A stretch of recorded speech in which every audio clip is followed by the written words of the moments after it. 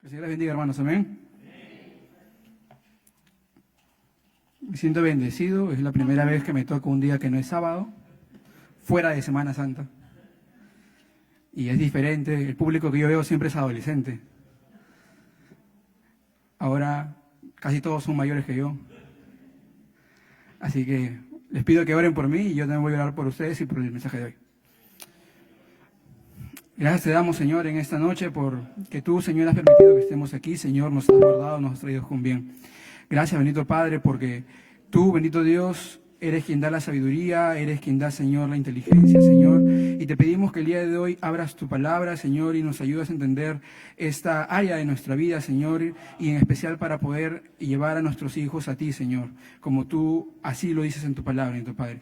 Ayúdanos a comprenderlo, Señor, ayúdanos, Señor, a poder ir y acercarnos a ellos y hablarles en amor y en autoridad de tu palabra. Abre nuestras mentes, nuestros corazones y que podamos entender la palabra el día de hoy. En el nombre de Jesús, amén. Tomen asiento. Sé que la costumbre es agarrar un verso de la Biblia, leerlo y estudiarlo, pero en esta ocasión me han dado un tema, por así decirlo, una prédica más temática, por lo que voy a empezar explicando y luego vamos a usar los textos de la Biblia que refuerzan precisamente lo que vamos a hablar. Entonces, no hay un verso como tal muy en particular que es el que se va a estudiar o como base bíblica el día de hoy. Pero el tema que me dieron es interesante, retante, me ha llevado a cuestionar, porque es un tema un poco difícil, un poco no, bastante. Hablar de la identidad, y hoy por hoy hablar de la identidad es aún más complicado, porque yo puedo decir que eres hombre, pero tú me dices que eres mujer. Yo te puedo ver de que estás gordo y tú dices que estás flaco. Ahora te preguntan hasta tu raza, cómo te sientes en las encuestas. Y dice, afroamericano, blanco, indio, nativo. Y yo le digo, mírame la cara.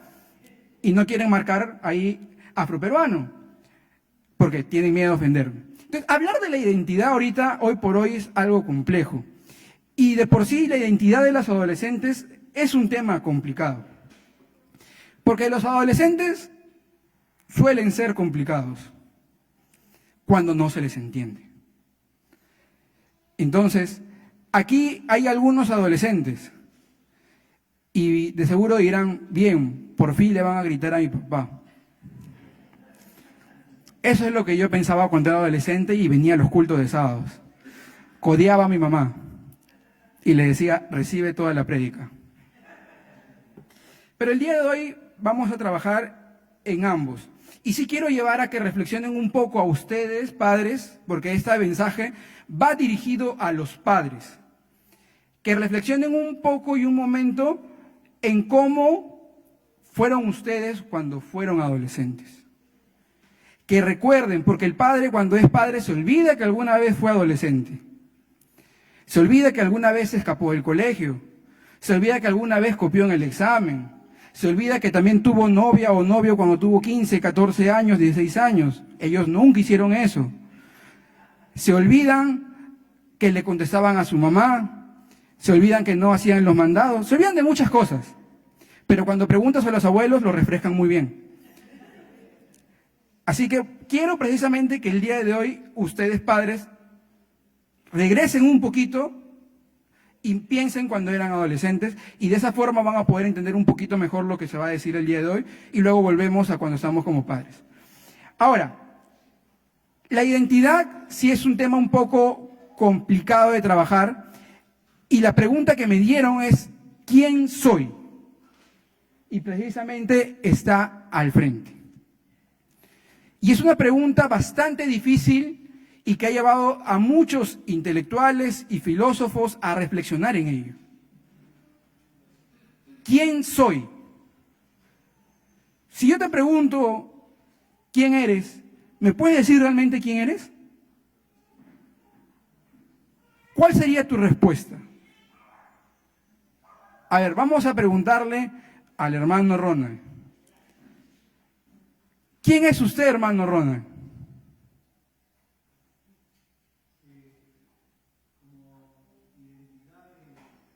No, ¿quién es?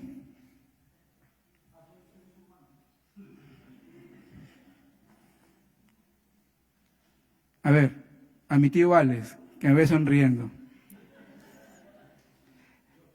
¿Quién es usted? ¿Ya?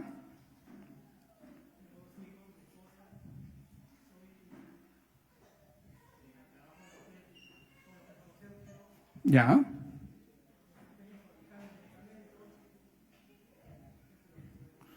Usted es Alex, usted es su esposo, por lo que me he dicho, es padre, trabaja en una farmacia farmacéutico, o químico farmacéutico. Eso es Alex. ¿Quién más? A ver, quien me mire gana. No, Milagritos no. Leonardo. Para tener diferentes miradas, pues estamos yendo en edades. ¿Quién eres?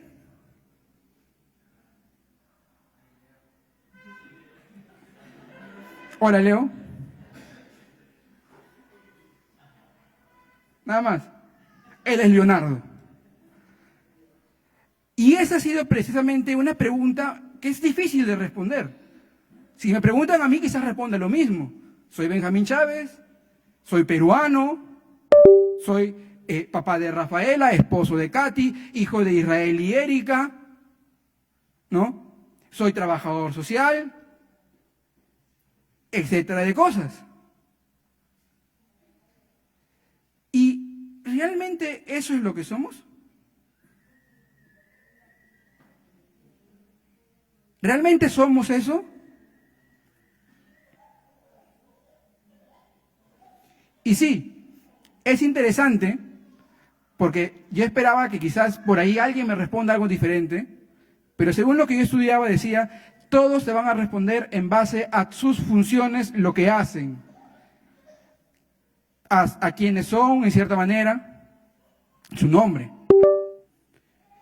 Y es interesante porque nosotros asumimos lo que hacemos, nuestras funciones, nuestros logros, nuestros puestos de trabajo, como lo que somos.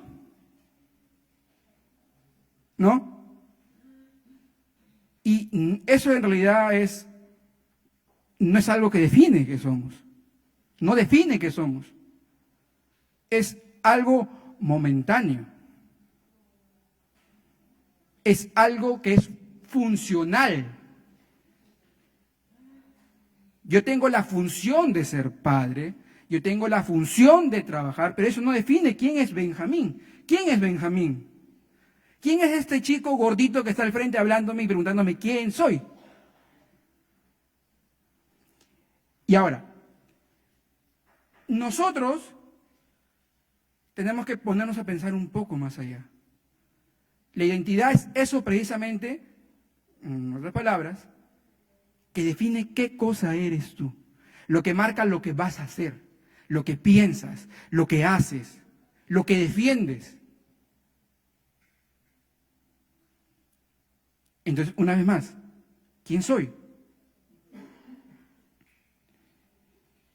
Y inclusive muchas veces nosotros usamos nuestra identidad con versículos bíblicos, agarrando cosas de ella y asumimos ciertas cosas.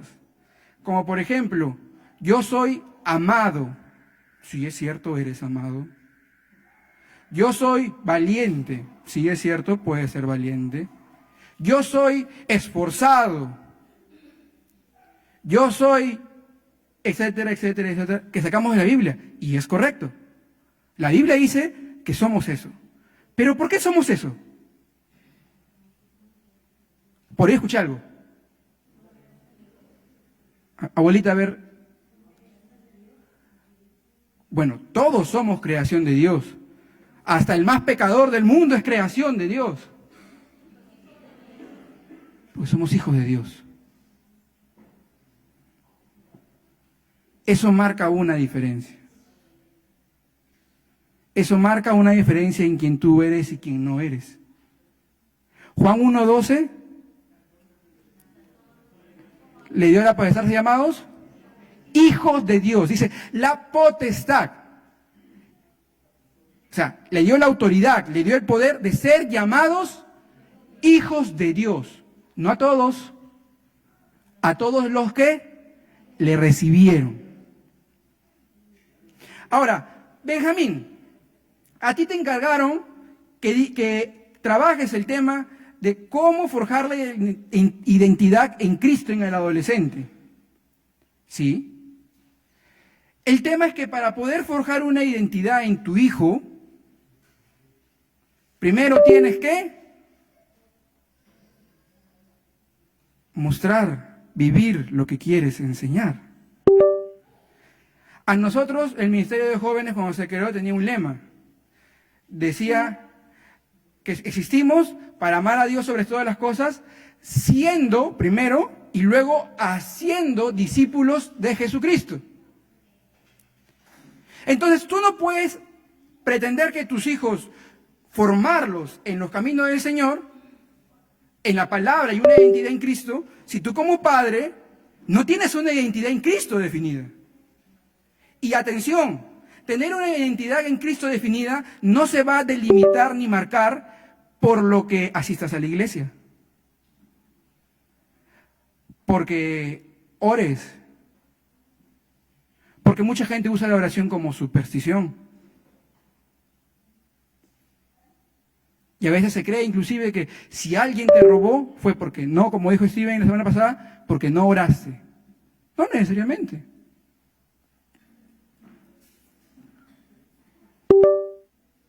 La Biblia que dice de qué habla precisamente del cristiano. ¿Qué es lo que muestra que alguien eso no es cristiano? Dice, sus frutos. Tú puedes asistir a la iglesia cada domingo, cada jueves, domingo, cada martes, jueves, domingo y sábado. Pero cuando hay que tomar una decisión, ejemplo, después de tener casi 12 años en el Ministerio de Jóvenes, yo entré con 16 años, tengo 28, ¿sí? Cerca de 2 años trabajando con el Ministerio de Jóvenes. Muchas de las preguntas y muchos de los, y Rumi puede ser muy testigo de ello, de las cosas que los padres de la misma iglesia venían a hablar con nosotros, era que por qué sus hijos no hacían ciertas cosas que le mandaban, que por qué sus hijos se rebelaban contra ellos, que por qué sus hijos eran así, que esto, que el otro. Y la pregunta del millón era, ¿eso que estás cuestionando es algo que tú haces en casa? Siempre. El hijo adolescente empieza a ver a su padre, empieza a ver a su madre y cuestionar, ¿y tú por qué no lo haces? ¿Y por qué yo? Yo fui un hijo contestón cuando fui adolescente. Y en ese entonces, cuando yo fui adolescente, todavía estaba el proyecto Compasión. Y yo era un niño de Compasión. Entonces, parte de estar en Compasión era que yo tenía que venir los días sábados, era el compromiso del padre. Mi mamá todavía no estaba convertida. ¿Por qué digo mi mamá? Porque era con la que paraba más en casa y era con quien más me agarraba. A mi papá yo casi nunca le he respondido. No sé por qué a mi mamá sí. Mi papá me decía algo, yo, sí señor. Entonces mi mamá me decía el sábado, porque hasta entonces el culto era a las 4 de la tarde, anda a la iglesia. Y como todo adolescente de 13 años, 14 años, 12 años, el sábado a las 4 de la tarde, ¿qué hace? Juega pelota. Yo no quería ir a la iglesia. Teniendo en cuenta que yo soy un chico que creció en la iglesia. Preguntan a la abuelita Susana que está sentada ahí de rojo, cuando había acá iglesia vigilia, yo venía con ella. A los 7, 8 años, 9 años, 10 años. Ahí me encontraban en las bancas durmiendo, pero estaba ahí. Llegó a los 2 y ya no quería venir a la iglesia. No me gustaba. Porque tampoco había muchos adolescentes. ¿Qué hacía yo ahí? Decía yo. No me gustaba. Pero mi mamá me decía, anda. Y yo le decía, ¿por qué? Y mi mamá me decía, porque yo tengo firmado un compromiso en el proyecto para que vayas. Y yo le digo, en ese compromiso también dice que tú tienes que ir aunque sea una vez al mes y no lo haces. Yo me las sabía todas. Pero mi mamá ganaba con el famoso discurso, te vas porque soy tu madre. Bueno, contra ese argumento ya creo que no hay nada que se pueda hacer. Pero yo empezaba a cuestionarle siempre todo lo que me decía y me decía. Empezaba a ver que mi mamá decía el discurso cuando yo en ese entonces iba a los 15 años a leerse cosas, y mi mamá decía, ven, pasa, sopla. Está bien, pase, puedes pasar. Porque mi mamá era así media paranoica. Siempre, cumpleaños que iba, sopla. A ver si había tomado algo, había fumado, lo que sea, no sé. Y en mi mente yo estaba, por eso digo, disculpen, pero si ustedes hacen sus fiestas y toman normal, ¿por qué a mí me prohíben?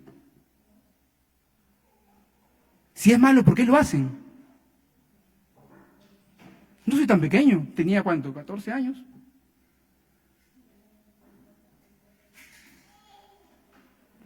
Veía que hablaban que las apuestas eran malos. Perdóname, abuelo. Y mi abuelo para apostando. Él saca más de sus apuestas que de su jubilación. Y yo no entendía por qué eso era malo. Si generaba un bien. ¿Tenía dinero? Y empezaba a cuestionar. Y empezaba a preguntar a mi mamá, a mi papá, ¿por qué está mal? Y muchas veces, aún dentro de la iglesia, tenemos esas mismas actitudes.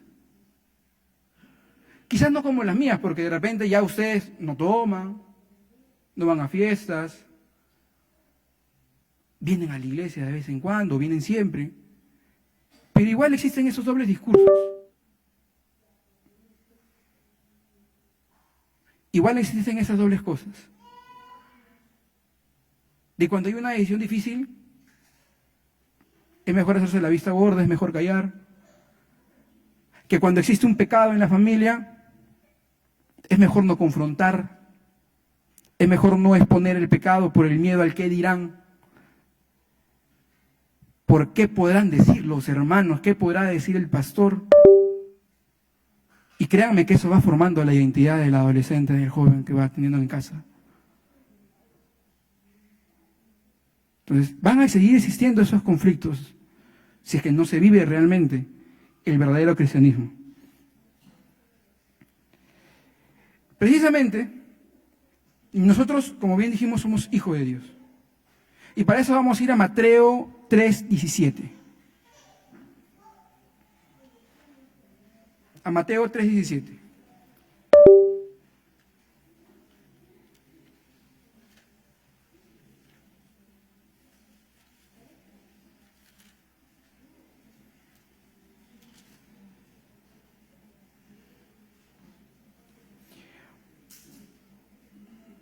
A ver, ¿lo tienen todos? ¿Sí? Y dice, y hubo una voz de los cielos que decía, este es mi Hijo amado, en que tengo complacencia. Vamos a describir la escena. ¿Qué pasa en este suceso? Jesús va a comenzar su ministerio y es bautizado por Juan. Después que Jesús es bautizado, dice que desciende el Espíritu Santo en forma de una paloma y se escucha una voz del cielo. Entendemos la voz del Padre. ¿Qué dice? ¿Qué dice? Este es mi Hijo amado. No dijo, este es el Mesías, adórenle.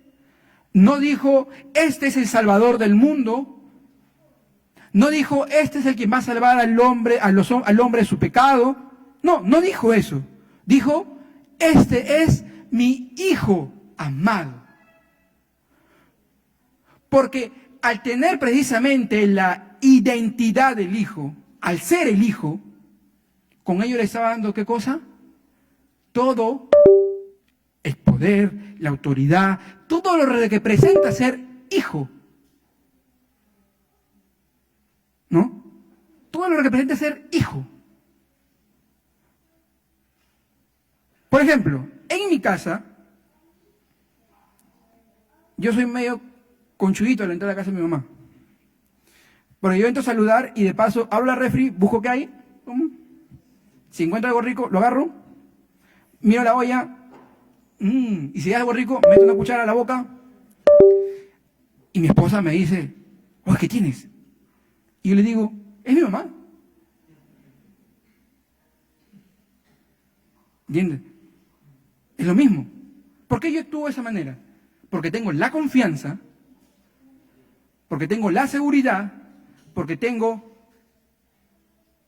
ese beneficio de ser hijo y poder hacer eso confiadamente en la casa de mi madre. Es un poquito complicado escuchar para cuando uno es padre. Señor, líbrame de ello. Santiago 1:19.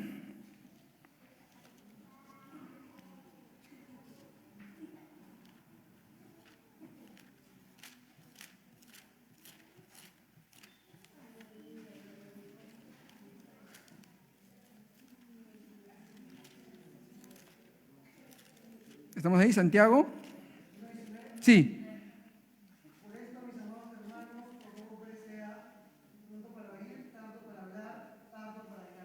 Ok, ahí están los 3 puntos. Dice, todo hombre sea 3 cosas: pronto para oír, tardo para hablar y tardo para irarse. Eso a veces en los padres no se cumple. Porque en los padres a veces es al revés, es pronto para irarse, tarde para oír y rápido para hablar. Y hay que poder trabajar en ello. Precisamente eso es muchas veces por qué también nuestros adolescentes se cierran. No les dejamos que puedan defenderse. No, mentira. No dejamos que nos expliquen a veces. Y simplemente, vamos. Y como estoy molesto, vamos con todo. Y si tengo un palo, cae el palo. Entonces, es necesario escucharlo. Es necesario saber qué pasó. Y es necesario también saber y decirle, te voy a escuchar, pero que sea la verdad lo que me estás diciendo. Hay una frase que mi mamá siempre me decía, la mentira tiene patas cortas. Yo se las corté, decía.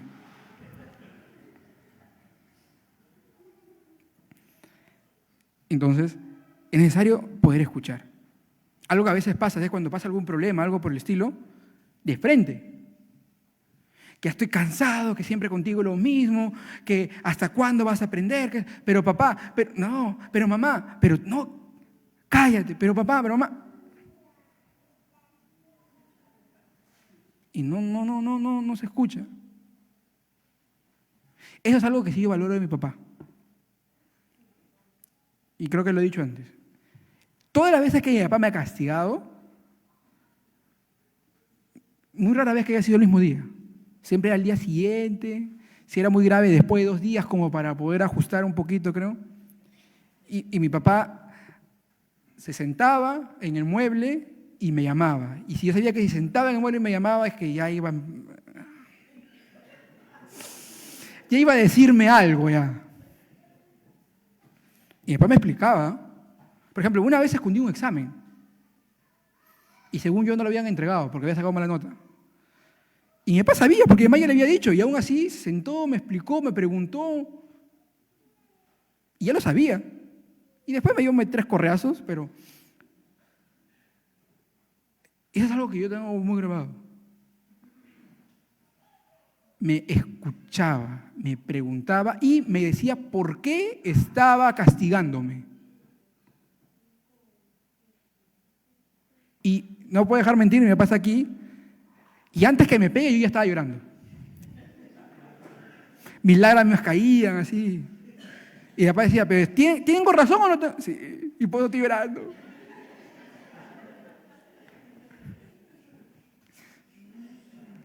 Y me sentía confrontado. Sabía que lo que iba a recibir era justo. Pero también me sentía bien porque pude ser escuchado. Eso me libró de algunas palizas también. Porque mi mamá siempre quería que me pegara.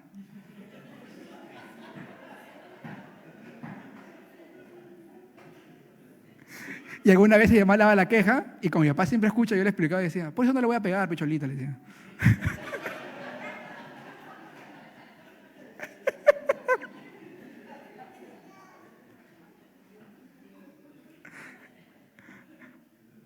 Entonces, es importante eso también, es poder escuchar a nuestros hijos. Y eso también va a formar su identidad. Entonces, tenemos algunos principios que hemos aprendido. El primero y el más importante creo que es el modelar nuestros valores cristianos, modelar que somos cristianos, modelar que somos hijos de Dios. Y poder fomentar esa identidad. Yo, tu papá, por ejemplo en este caso, Rafaela, yo, tu papá, soy un hijo de Dios. Por lo tanto, tengo que vivir como un hijo de Dios. Y ella va a ver que yo como hijo de Dios, ella también va a empezar a vivir como una hija de Dios. Algo que me sorprendió mucho fue el día que fui a la casa de Emily, y fue Emilia, disculpa Emily. Me impactó mucho. Ese día estábamos ahí conversando en la reunión de ministerio, y Emilia dijo, mamá, yo quiero agüita de muña. ¿Agüita de muña en un niño? ¿Quién quiere agüita de muña? Yo a su edad quería, no sé, pues chocolate, galleta, gaseosa. Mamá, yo quiero agüita de muña. Y eso es lo que le ha enseñado. Eso es lo que ha aprendido. Para Emilia es normal tomar agüita de muña. Y me lo explicó muy bien. Eso me hace bien a mi estómago, me dijo. Tanto así que yo me sentí mal y también Emily, un agüita de muña también.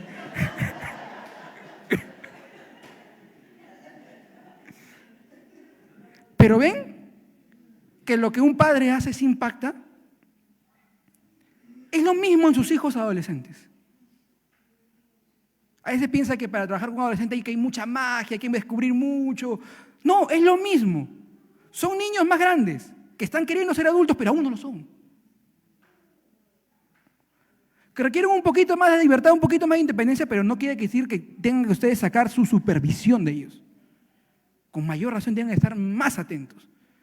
Porque una frase que yo digo a los papás donde trabajo es, ustedes no saben lo malo que pueden llegar a ser sus hijos. Ustedes no saben lo malo que pueden llegar a ser sus hijos. Y yo sé que ustedes los crían bien, pero ustedes no saben lo malo que pueden llegar a ser sus hijos. Porque el corazón del hombre es malo. Y es lo mismo en este caso. Entonces, modelar los valores cristianos. Fomentar la oración y la lectura. Enseñar, explicar, reflexionar con ellos la palabra. Fomentar una vida de iglesia, una vida de comunidad en iglesia. Y por último, escuchar. Son 5 principios que hemos visto que van a ayudar un poco. No digo que esto sea todo, ¿no? Mucho más. Pero creo que son 5 principios que nos pueden ayudar mucho a que nuestros adolescentes, que nuestros hijos empiecen a formar un carácter cristiano. Un carácter como lo que son, ¿no? O si aún no lo son, para que lo sean. Porque yo sí lo soy, por eso estoy aquí.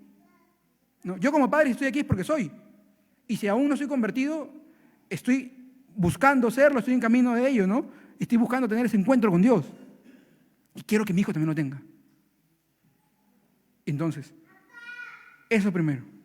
Dejar un poquito, padres, de mirar tanto lo que hay en sus hijos y analicen un poco, esto que está haciendo Benjamín, ¿tiene que ver conmigo o no tiene que ver conmigo? ¿Yo estoy modelando o no estoy modelando? ¿Yo estoy viviendo o no estoy viviendo? Eso es lo mismo que yo hice, o es lo mismo que yo hago. Vivir para enseñar, para corregir, para hacer, para formar. Eso es un poquito el mensaje del día de hoy. Creo que más que un mensaje ha sido una especie de taller, conferencia, ¿no?